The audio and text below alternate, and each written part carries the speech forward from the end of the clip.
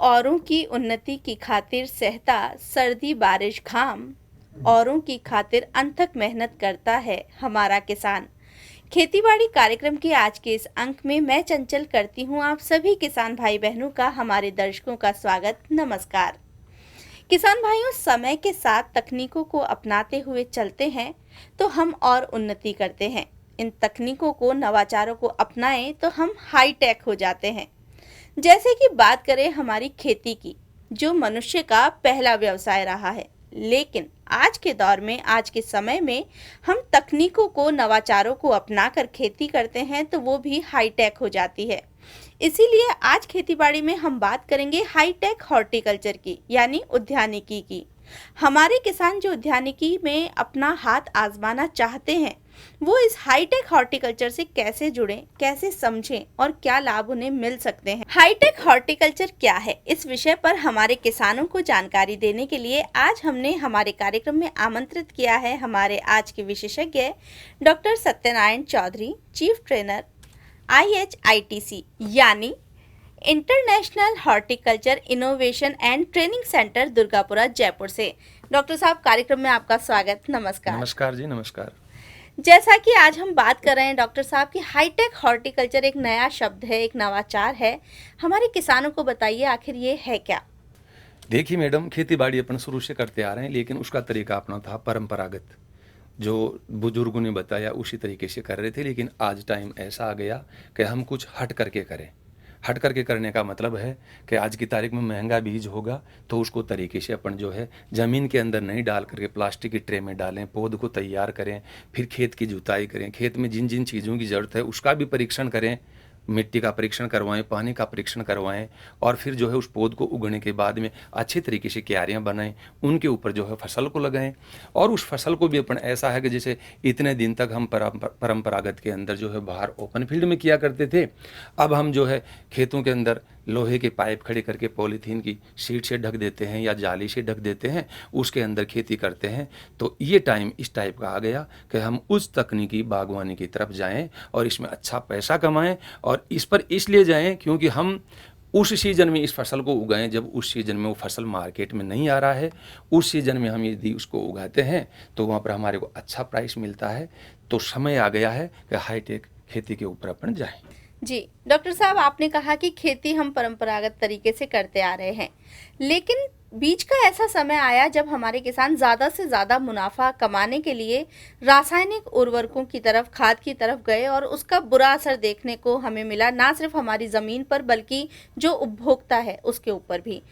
ऐसे में किसानों को ज़रूरत महसूस हुई और उपभोक्ता को भी ज़रूरत महसूस हुई कि वो सुरक्षित खाद्यान्न उगा सके और खा सके। तो सुरक्षित खेती की तरफ किसानों का रुझान तो बढ़ा है, लेकिन हमारे किसान जानना चाहते हैं कि आखिर ये सुरक्षित खेती होती क्या है।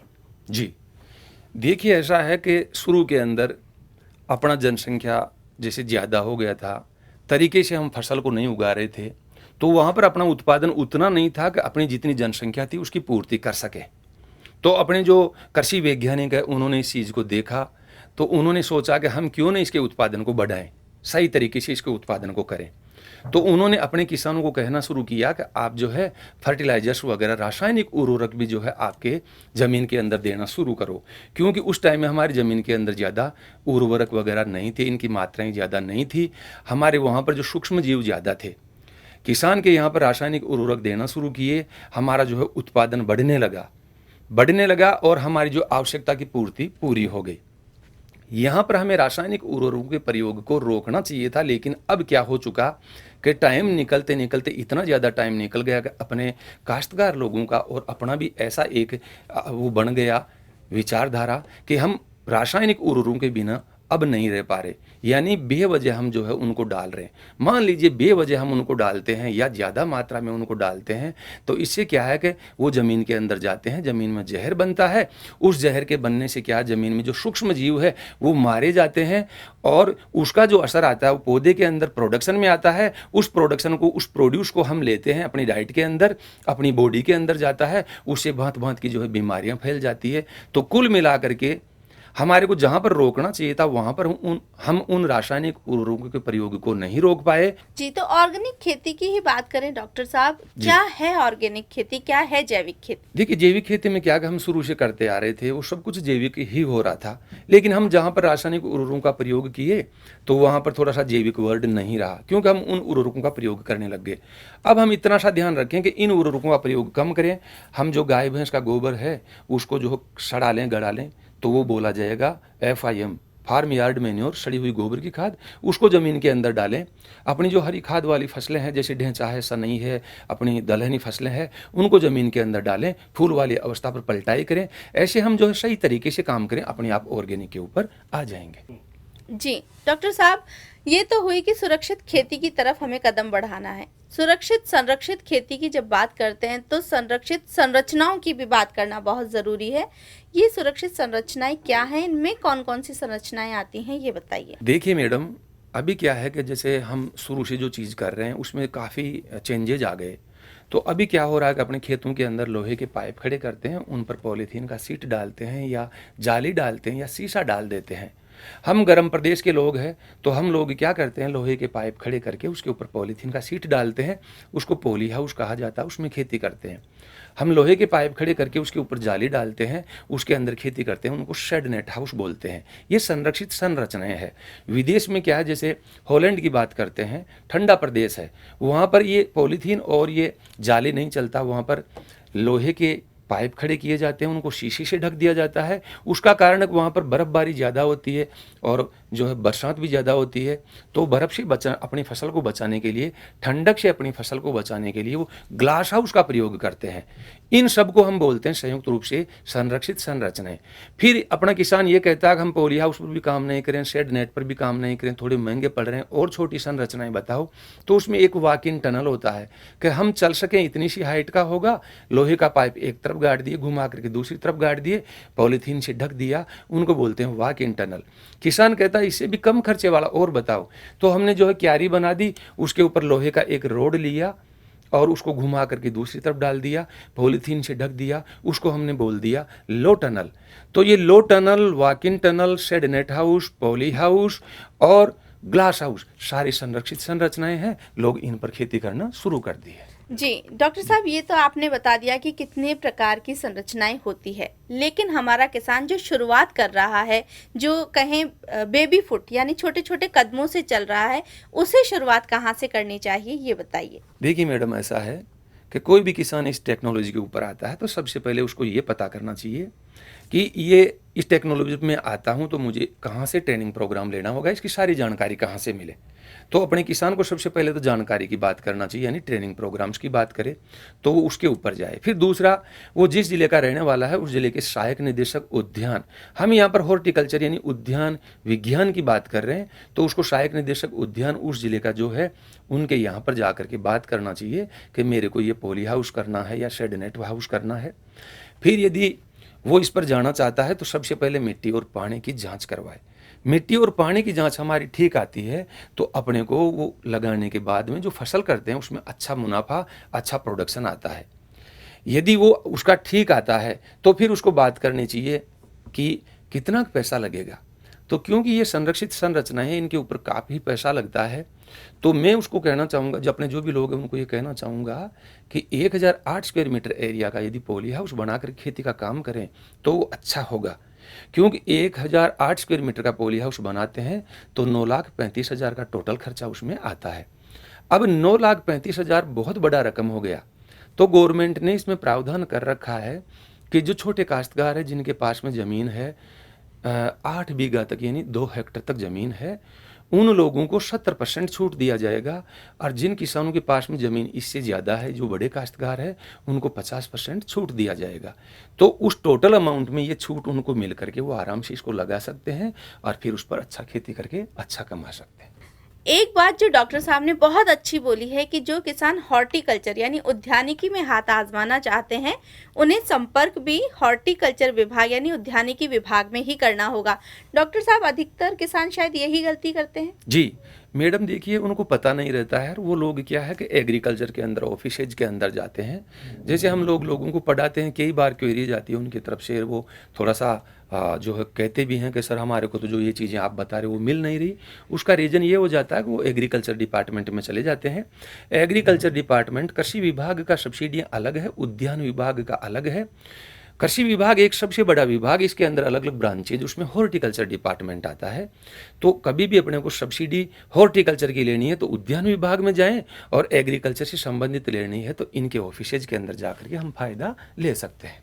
जी डॉक्टर साहब, आपने सब्सिडी की बात की है और अनुदान की बात की है, तो ये जानना भी बहुत ज़रूरी है कि अगर किसान शुरुआत कर रहा है तो उसके लिए अनुदान की प्रक्रिया क्या होगी, कितना अनुदान उसे मिल सकता है? देखिए मैडम, ऐसा है कि जो कोई भी किसान इस टेक्नोलॉजी के ऊपर आना चाहता है, तो जैसे मैंने आपको बताया कि वो किसान पॉली हाउस करना चाहता है, शेड नेट करना चाहता है, कुछ भी करना चाहता है, तो वो जो है छोटा काश्तकार है, 8 बीघा तक ज़मीन, 2 हेक्टेयर तक ज़मीन है, तो उसको यहाँ पर जो है 70% छूट मिलेगा टोटल अमाउंट का, और जो किसान बड़ा है उसको 50% मिलेगा। अब मैं यहाँ पर ये कहता हूँ कि 1008 स्क्वायर मीटर से शुरुआत करें, वो इसलिए कि किसान अभी टेक्नोलॉजी को, मान लीजिए कोई नहीं जान रहा है, नई शुरुआत करता है, तो उसको यहाँ से शुरुआत करनी चाहिए। लेकिन किसान जान गया तो उसको धीरे धीरे इसको बढ़ाना चाहिए। वो 1008 से 2000 पर जाएगा, 3000 पर जाएगा, 4000 स्क्वायर मीटर एरिया तक जाएगा। इसलिए कि 1008 स्क्वायर मीटर में हम यदि प्रोडक्शन लेते हैं तो इतना नहीं आता कि एक दिन में हमारा पिकअप उस प्रोडक्शन से भर जाए और हम मंडी में भेज दें। प्रोडक्शन थोड़ा सा आएगा तो उसके लिए अपने को साधन किसी को भेजना पड़ेगा, तो वहाँ पर ट्रांसपोर्टेशन कॉस्ट बढ़ जाता है। वो चीज़ ना बढ़े, इसके लिए 4000 स्क्वायर मीटर एरिया पर जाना चाहिए। लेकिन जैसे ही 4000 स्क्वायर मीटर पर किसान जाना चाहता है तो वहाँ पर इस पॉली हाउस की लागत बढ़ जाती है, और वो कॉस्ट आता है टोटल 33,76,000 रुपया। इसमें भी सब्सिडी का प्रावधान वही है, 50% छूट है, 70% छूट है, छोटा काश्तकार, बड़ा काश्तकार, तो इस हिसाब से वो जो है जा सकता है। जी बिल्कुल। अगर डॉक्टर साहब बात करें कि किसान ने इन संरक्षित संरचनाओं को समझ लिया, इनके वर्गीकरण को समझ लिया, तो एक बड़ा सवाल उठता है कि वो कौन सी फसलें हैं जिन्हें वो इन संरक्षित संरचनाओं में उगा सकता है? जी देखिए, काफ़ी किसान पैसा खर्च कर चुका होता है इन संरचनाओं पर, तो उसको ध्यान में ये रखना चाहिए कि ऐसी वैसी फसल नहीं लगाए। उसको फसल ये लगाना है जो बेल वाली फसल हो। जैसे खीरा है बेल वाला, उसको बांधना पड़ेगा, और ऊपर जो है, ऊपर जो वायर जा रहा है उस पर टाँकना पड़ेगा। वो इसलिए कि ये जितना बड़ा स्ट्रक्चर है, उस स्ट्रक्चर की हर जगह को अपने को जो है काम में लेना है। छोटी फसल उगाओगी वो छोटे वाले एरिया को कवर कर पाएगी। आपका ये एरिया खाली रह गया है क्योंकि स्ट्रक्चर आपने काफ़ी बड़ा बनाया, तो सारे एरिया को कवर करने के लिए आप जो है खीरा के ऊपर जा सकते हैं, 3 महीने का फसल होगा। रंगीन शिमला मिर्ची के ऊपर जा सकते हैं, वो 9 महीने का फसल होगा। उसमें आप लाल कलर की, पीले कलर की, बैंगनी कलर की, हरे कलर की मिर्चियाँ कर सकते हैं। आप जो है चेरी टोमेटो, यानी लगभग आपका 30 फीट तक आपका टमाटर चला जाए, इतना बड़ा टमाटर होगा, उसको आप कर सकते हैं। ये सब्जियों में स्पेशल हम कर सकते हैं।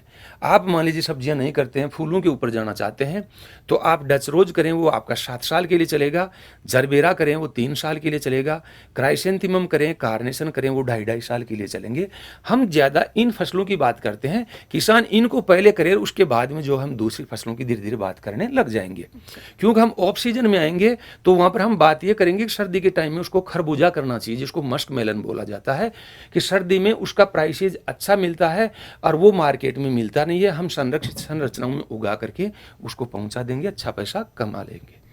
डॉक्टर साहब, ये तो बात हुई कि किस तरीके की फसलें या कौन सी फसलें हम ले सकते हैं इन संरक्षित संरचनाओं में। आज के अगर हम बाजार की बात करें तो हमें बहुत से ऐसे फल और सब्जियां हैं जो उस मौसम में पहले देखने सुनने को नहीं मिलते थे और आज वो बिना रुत के भी हमें मिल जाते हैं, उपलब्ध हो जाते हैं। इसका क्या कारण है और इससे क्या फ़ायदा हमारे किसानों को हो सकता है? जी, हम यहाँ पर इन संरचनाओं की बात कर रहे हैं, उसका करने का कारण ये है कि कम जमीन के अंदर, थोड़े से पानी के अंदर वातावरण की प्रतिकूल दशाओं को ध्यान में रखते हुए अच्छा सा उत्पादन मार्केट में लेकर के आ जाएं, इसलिए हम इन संरक्षित संरचनाओं के ऊपर आए हैं। अब इन पर आए हैं तो हम इनमें ऐसा फसल उगाएं जो मार्केट में आज की तारीख में नहीं आ रहा। जी। अभी ठंड पड़ने वाली है, हम इसमें खरबूजा, मस्क मेलन जिसको बोलते हैं, वाटर मेलन जिसको बोलते हैं, वो चीज़ लेना चाहते हैं, हम ओपन में नहीं कर सकते क्योंकि ठंडक ज़्यादा गिरेगा।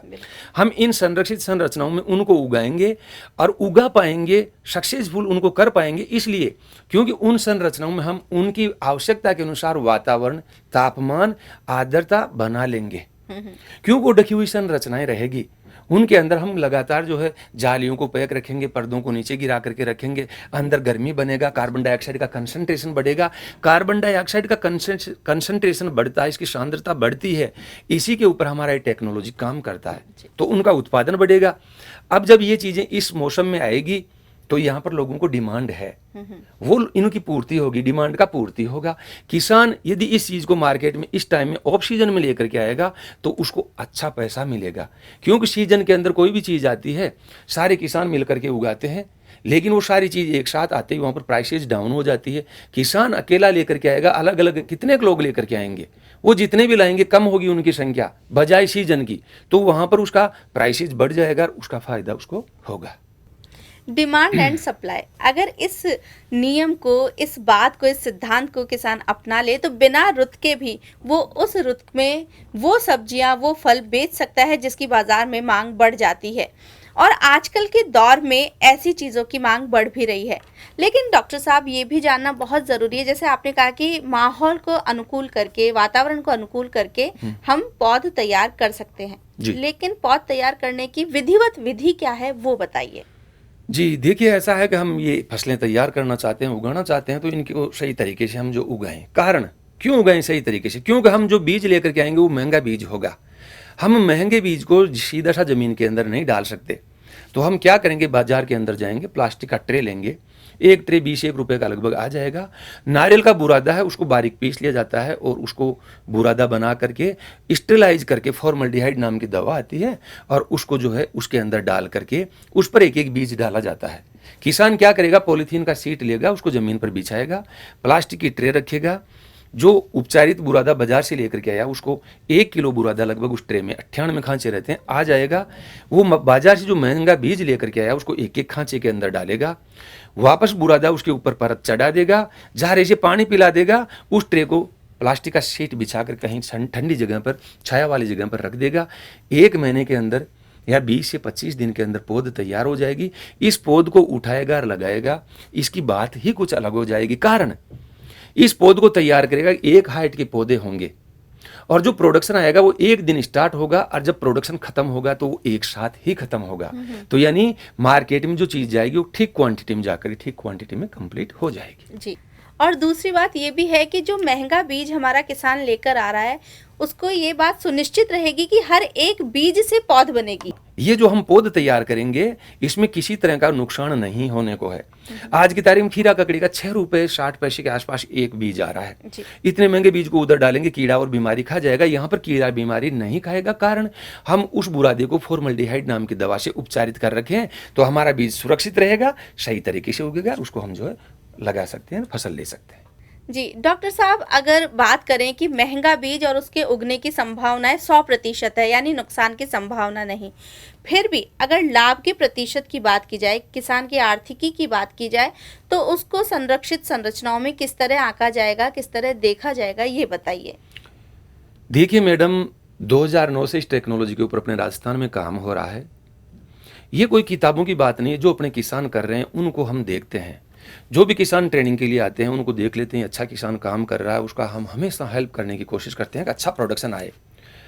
अब तक मैंने देखा कि 4000 स्क्वायर मीटर एरिया के अंदर यदि कोई भी किसान पॉली हाउस लगाता है, उसमें खीरा ककड़ी करता है, मुझे क्वेश्चन आता है खीरा ककड़ी की ही आप ज़्यादा बात क्यों करते हैं? उसका रीज़न ये है कि खीरा खाने की चीज़ है, हम सब खा सकते हैं।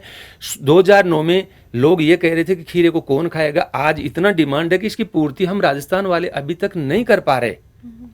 तो उस खीरे को हम जो है इसके अंदर उगाएंगे, और उगाएंगे तो उसमें कितना मिलेगा कि नहीं मिलेगा वो इस हिसाब से कि 3 महीने का फसल है, 3 महीने में आपको पता चल जाएगा।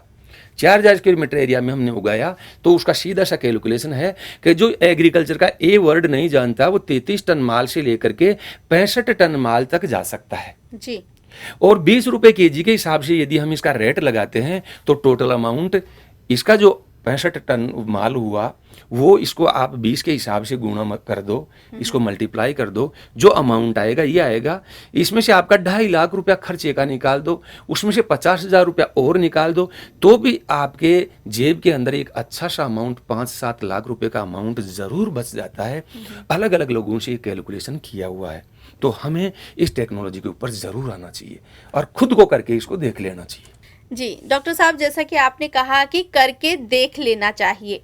जो किसान अपना खुद का फार्म विकसित करना चाहते हैं, जो इस प्रक्रिया को अपनाना चाहते हैं, उनके लिए किस तरीके की सुविधाएं और फार्म विकसित करने के लिए किस तरीके की प्रक्रिया होती है, इसके बारे में बताइए।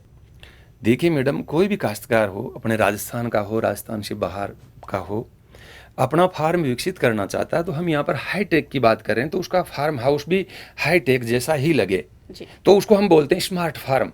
स्मार्ट फार्म बने तो उसको सोचना चाहिए कि जो भी उसके यहाँ पर ज़मीन है उसके अंदर हर प्रकार की टेक्नोलॉजी हो। उसमें क्या हो, पॉली हाउस हो, शेड नेट हाउस हो, वॉक इन टनल हो, लो टनल हो। पॉली हाउस की छत के ऊपर पानी गिरे तो वहाँ पर गटर लगे रहते हैं, उसके पैरेलल जो है उसको पॉन्ड बनवाना चाहिए। उसकी छत के ऊपर जो पानी गिरेगा वो छत का पानी बह करके पॉन्ड के अंदर आ जाए। पॉन्ड में पानी इकट्ठा होगा, इस पानी का भी हम सदुपयोग करें कि इसको इरिगेशन में लेंगे, लेकिन इरिगेशन से पहले एक चीज़ में और काम में ले लें कि इसमें मछली उत्पादन कर लें। जी। इस पानी को लिफ्ट करना चाहते हैं इरिगेशन के लिए, तो वहाँ पर सोलर की प्लेट भी हम लगा लें। खुले के अंदर सब्जियां करें, खुले के अंदर फूल करें, 2-4 गाय भैंस रखें, उनसे जो हमारे को दूध मिलेगा, जो गोबर निकलेगा उसके लिए वर्मी कंपोस्ट का यूनिट हम जो वहाँ पर लगा लें। एक हमारा पैक हाउस होगा कि हमारे फार्म के यहाँ पर जितना भी प्रोडक्शन आएगा सारे प्रोडक्शन को एक जगह ले जा करके उसका ग्रेडिंग करेंगे, पैकिंग करेंगे। फिर अपने इसी फार्म के ऊपर जो है छोटा सा बगीचा भी हो ताकि फल भी हमारे को मिलते रहे, वो भी हम जो ग्रेडिंग पैकिंग करेंगे। इस सामान को हम यहाँ से लेकर के, इस प्रोडक्शन को यहाँ से लेकर के हम मंडी पहुँचाना चाहते हैं तो उसके पास में रिफर वैन भी हो। जी। इन सब चीज़ों के ऊपर आज की तारीख में अपना गवर्नमेंट सब्सिडी दे रहा है। अपने किसान को इस सब्सिडी का फायदा जरूर उठाना चाहिए। जी, हम खुद भी समृद्ध बने, अपने प्रदेश, अपने देश को भी समृद्ध बनाएं। और हाईटेक हॉर्टिकल्चर क्या होता है, किसान इसे किस तरीके से अपना सकते हैं, बहुत ही विस्तृत जानकारी हमें दी है हमारे आज के विशेषज्ञ डॉक्टर सत्यनारायण चौधरी। डॉक्टर साहब, आप यहाँ आए और बहुत अच्छी जानकारी हमारे दर्शकों को आपने दी हाईटेक हॉर्टिकल्चर पे, इसके लिए आपका बहुत बहुत धन्यवाद। आपका भी बहुत बहुत धन्यवाद।